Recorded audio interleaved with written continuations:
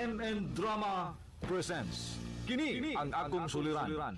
Sa bugtong tuyo nga kami makaalagad kaninyo, among gituyo pagmugna kining maong tulumanon nga pagatambagan nila ni Dr. ni Elaine Bathan nga mutabang sa pag-iway sa mga gumunhap ug kalibog nga inyong gihambin ilabi na sa punto legal. Inisab si Dr. Rene Obra ang kaabag sa inyong suliran. Ang akong suliran. Kini ang akong suliran. Sinumat ni Teresa Tirul Soria, ubos sa direksyon ni Ingrid Miss Iver Tudaso. Dalit kaninyo sa RMN Drama.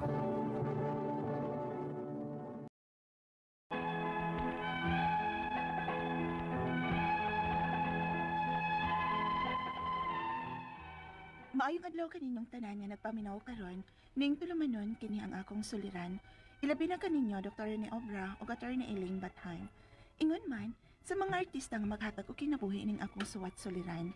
Tawagan lang ko ninyo sa pangan nga Rhea, hingkod ang pangidaron, lumad nga taga Lapu-Lapu City. Punto medikal kining akong suliran, kabahin kini sa nahitabo sa akong maguwa nga si Orland. 29 anyos ni siya, single, buutan, nagtrabaho, apan kalit siya nga usab human mauli sa amo. Aron inyong hisabtan, ingon inyang mga panghitabo.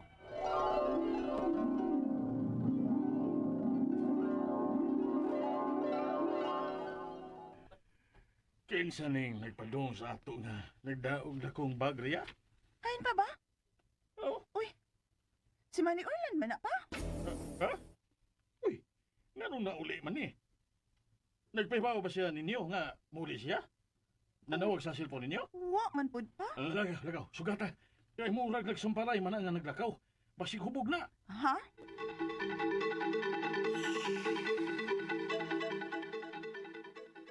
Noy Orland, nauli man lagi ka. Oh. Nganong nauli ka, Noy? Oh. Ha? Ay, nganong nauli ka ba? May undang na kasi mong trabaho sa syudad? Oh. Nagkakaon na ka? Gigutom ka? Oh. Oh, kun mao, ali ka sa diris kusina, oy. Ang binangbag ni mo, be. Ako isa ka ana, be. Og lahos na lang dito sa kusina. Tuman si mama dito, naghikay sa tong paniod to. Oh. Sige na, Noy. Lakaw na sa kusina. Kaon na dito. Oh. Ano sa man to sa Manoy Orland? Murag wa man siyang kaugalingon. Kung pangutan-on, murag dili siguro siyang tubag. Ura may itubag sige. Nga naman to siya. Lain pagkit kay baho. Murag pila na kaadlaw nga way ilis. Asa naman si Orlando? Ha? Aw ako gipakaon sa kusina pa. Kay murag giguto man tingay to eh. Isa ka sa ninako ang iyang bag pa. Kawa ba ninyag pa ako eh? Baho naman kinis kahugaw. Uli dyan yung bag? Ugawa ko na. Maulay ki pa. Kung natinga akong Manoy Orland pa ba siyang tinubakan, sabaan bigid unta kay na siya kung maoy mo abot. Apan lahi man siya og batasan ng pagkaulia pa. Murag wa man siya siyang kaugalingon. Sa pagtarong gani, usagoy mo nagwa sa kaugalingon ang imong nagwa. Ay, ato agan ito sa kusina pa. Kaya ako man itong ipaadto ni mama aron makakaon na. Tala. Say Orland ko. Haan may Orland? Wa may Orland gani anhis kusina. Ha? Uy, hain na dito ma. Nga ako man itong ipalahos og anhin ni mos kusina kay basig gutom siya. Wa may Orland gani so din he oy. Uy, hain man ka to. Manoy? Orland.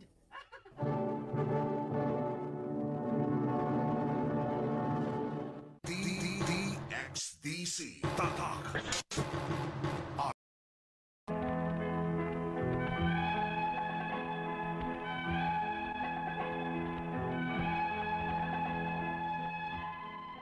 Miabot ang ako magwa nga si Manoy Orland sa amo, gikan na narbaho sa syudad, nga ingon ubwa sa kaugalingon.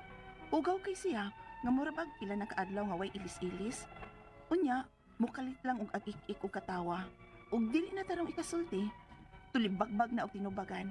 Hangtod nga, among gihaylo nga maligo. Unya, Ha? hubuan na ng karsonis ni mo, Manoy. Kaya itong labahan, hugaw na kayo na, aron maliko na ka ba? Ma, bebe. Ako'y hobo aning imong karsonis Orland. Bebe. Paglihok ka. Hoy, nagsapaw ka man di aning mo buong short. Pag short na lang maligo ha. Kanilang karsones ang akong kuhaon og labahan. Oh. Hala ma, usa man ang labhag sa paa ni Manoy? Hain ko. Nay, oh. Lago man na, di ba? Uy, di magaan na Orlan. Nganong may lago man ang paan nimo? Noy, naunsa man na. Ganun may lagom ka man sa imong paa.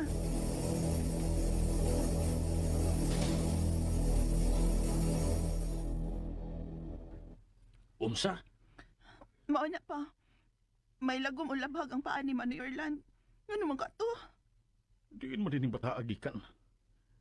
Ano na yun ana man siya, yang nauli sa ato. Nahibaw ba mo gahaan magtrabaho si Manoy sa syudad pa?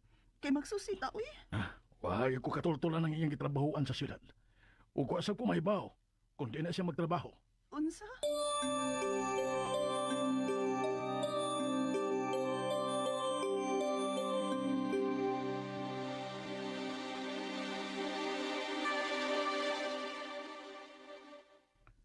Wa ka nam apil og prat-prat sa syudad si Orlando Goria? Ha? Frat-frat? Oh. Kada gumusol ka ng grupuha, naam na initiation rites. Seremonyas ba? Ihising ka. O di ba ipadol?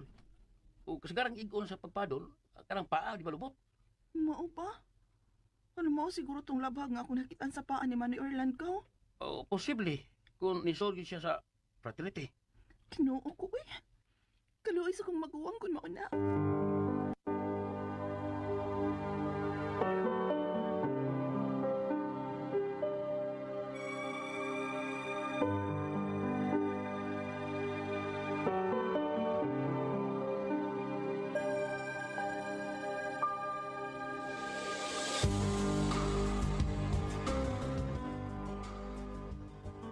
Ria, asa man di ang sabon diri nga para ladlad nako sa puti? Murag kita man kung Manoy Orlan nga nagkuha adto ma. Ang tanan? Ngawa naman kinabilin diri bisag usa? Kani ba inyong gipangita? Oh, sam nang sod niya ng dakong pasiyo sa mineral water, ha? Nganong naputi man ang tubig, ana? Nagtuo ko nga gitunaw ni Orlando ang sabon o gisudi ni. O dili kay kana lang. Tuapay mga pisi dito nga iyang gilukot-lukot o gihimong cross. Ug ang mga sili gipang bitay luyo sa atong CR. Ha? Naunsa man as Manoy Orlan pa?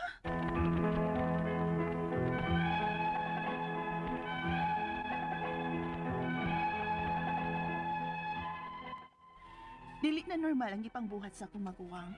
Kung magsige siya tagtawa nga siyarang usa, magsige og hinuktok o magsulti-sulti nga siyarang usa. Ang akong mga pangutana mao kining mosunod.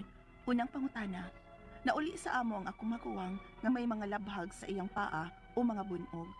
Di mailahan ba kini nga miapil siya anang grupo sa fraternity? Ikaduhang pangutana, kung mao man ay hinungdan nga misud siya anang grupo ha, kinsa man ang angay nga manubag? Kayo, wa naman siya siyang kaugalingon ang akong maguwang ug may mga bunog pa. Ikatulong pangutana, magsigin na lang og katawa nga maorang usa ang akong maguwang. Magsulti-sulti sab nga siyarang usa. Naunsa man kaha ni siya? Nalisuan na ba ni siya sa maayong pangisip? Ikaupat na katapusan, dili na normal ang pangbuhaton sa akong maguwang, sama sa mga pictures nga akong isend ninyo. Ganun nga ingon ini man siya. Asa og kinsa man ang among maduulan nga makatabang sa sitwasyon sa akong maguwang. Palihog, tabang yung tambagi ko.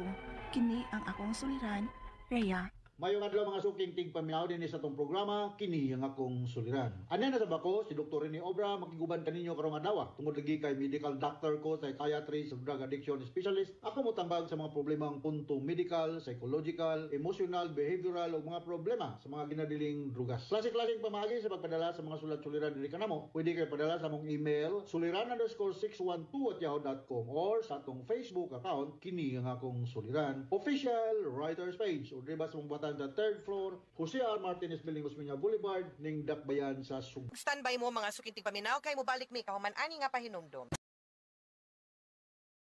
Kini nga, if you hate to love, you have to love yourself first. Sa akong pagsabot ani, wala kayo mag-love sa itong lingon 100%. Kita rin mismo, based sa mga parente. Dahil ganyan mo nakasaligan. So if you love yourself, do not do anything that can harm you. Ayaw gamit og druga, ayaw expose yourself to risky, hazardous situation. Like kining atong nagpadala karong adlaw nga si Ria sa Lapu-Lapu City. Ito kini sa iya baning kukukuha na sa drama iyang suon ba to ni. Wala ni way about ni sa kaning fraternity, no? Daghang kunong bunog ang iya batong igsuon.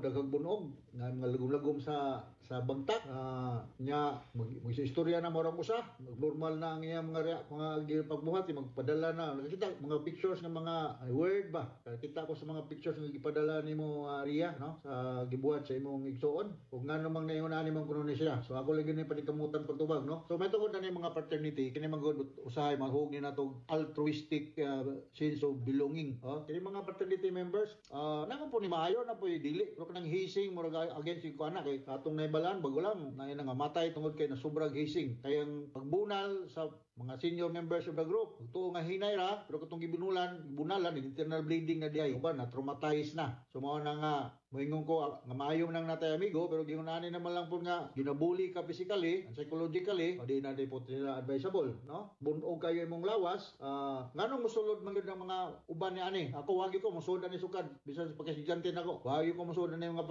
fraternity pero na ako yung mga amigo lang so di ko barkada no amigo lang kaila di gini matawag og amigo gyud kaila lang ano yung daghang ko kaila ro gamay ra ko amigo okay ra man ko pala nagamay ra ko amigo apa mag-amigo po pero pindi lagi po sa amigo kay kung ang imong amigo user of drugs I swear doc wa na gyud ko mag-drugs sige lang ko kuyog-kuyog na akong barkada sa fraternity sa mong grupo kada gabi nga mga user na sila kaya na lang ko gilara pikat nimo user ka imong naong lang daan ilha na ka sabi to akong gipatawag sa barangay hall kay nag-misbehave dili ko no siya user iko ako pa imong ilaro na mo na akong trabaho so di ko na siya user magipusta pa di ko na siya user wa man tag dugay dakpan sa pulis testing positive mao na dili ko may nga na ako ipatawag sa barangay hall kay nag-misbehave user mga doktor obra may imong ilaro og user pag di ba nga mo na akong trabaho ako may psychiatrist karon sa pinakadakong drug rehab center din sa Central Visayas nga nasa Argao pinakagatos ng pasyente makita na ko mga user nga ilaron ko nimo nga dili ka user